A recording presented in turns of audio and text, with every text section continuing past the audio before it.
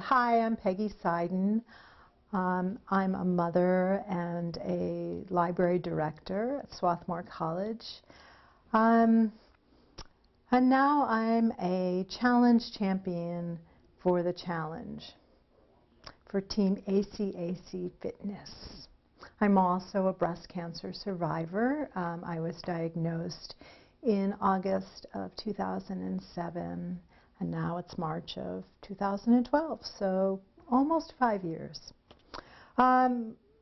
So my oncologist told me about this, and she was wondering whether I would be interested in participating in the challenge. She knew I was a runner, and I didn't know whether or not I was the right kind of person to participate in the challenge, largely because I'm already sort of a recreational athlete, always was, well, most of my life.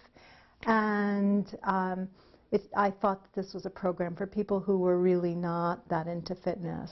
But when I told Tom Gavin my story, he said, this is really perfect. So I hope you find some of the inspiration I wish I had found when I was first diagnosed with breast cancer. And when I was diagnosed, I had two reactions. One was I was incredibly scared. I really didn't know a lot about breast cancer. I knew some people who had had it. I knew some people who had died from it. And I also knew a few survivors.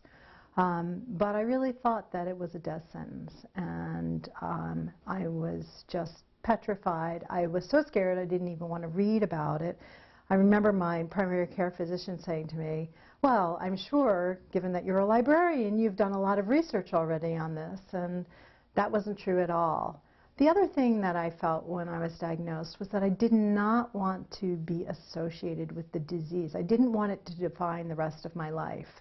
When I was diagnosed, it was over the phone. I was on vacation with my extended family, and my mother was there, and I remember telling her, this is the one thing that I don't want. I don't want people always to look at me and say, she's a breast cancer survivor. So it's kind of odd that I'm doing this challenge in this way because it is about being a survivor. But I think it's important that anybody who is going through this disease have something else in their lives that really defines them, or more than one thing, and not always be seen as, oh, I am a breast cancer survivor.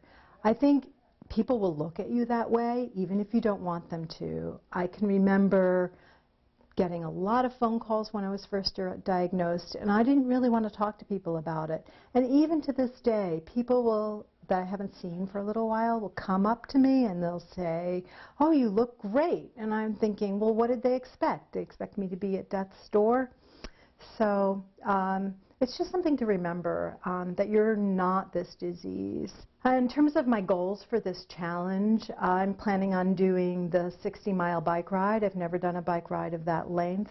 I do run. I've run 2 marathons in my life, and I've done a lot of half marathons, but biking is something completely different for me, and so it's a completely different fitness goal.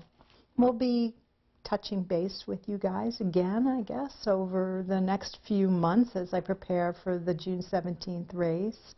So you can follow my story and live yours, and you can join me, get in shape, and give back to the Chester County Challenge for Cancer Bike Ride on Sunday, June 17th. It's a great and meaningful way to start Father's Day. For more information, visit chestercountyhospital.org.